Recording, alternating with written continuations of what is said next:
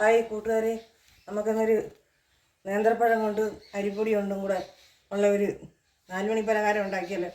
അതിനായിട്ട് ഞാൻ 2 ഏത്തപ്പഴം കുക്കറിൽ പുഴുങ്ങി വെച്ചിരിക്കുന്നു, തൊലി കളഞ്ഞ്. ഇതാവശ്യത്തിനുള്ള അരിപ്പൊടിയും. അത് നമുക്ക് ആ പഴം ഒന്ന് ഉടച്ചു കൊടുക്കാം.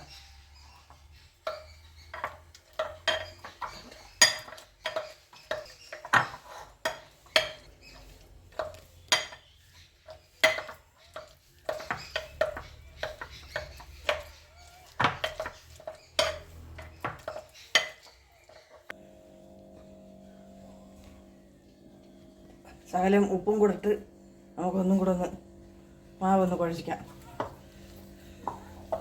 എന്തൊരു മാവൊക്കെയാന്ന് പറഞ്ഞു.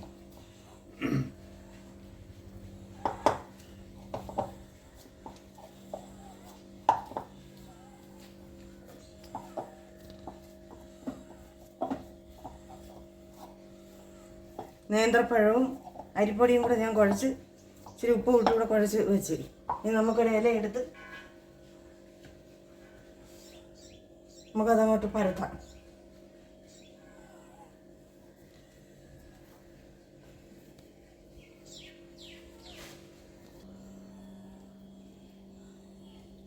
നമുക്ക് പരത്തിയ മാവിനകത്തോട്ട് ഏലക്കാപ്പൊടിയും പഞ്ചസാരയും തേങ്ങയും കുടിച്ചിട്ട് അങ്ങോട്ട് ഇട്ട് കൊടുക്കാം.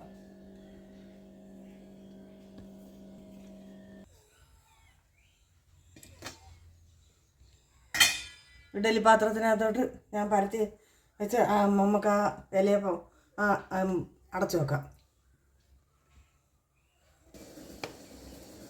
നമുക്കുള്ള ഇലയുടെ ആ ശരിയായി നോക്കണം. അത് വെന്ത് നമുക്കത് ഓരോന്നിങ്ങോട്ട് പറക്കാം.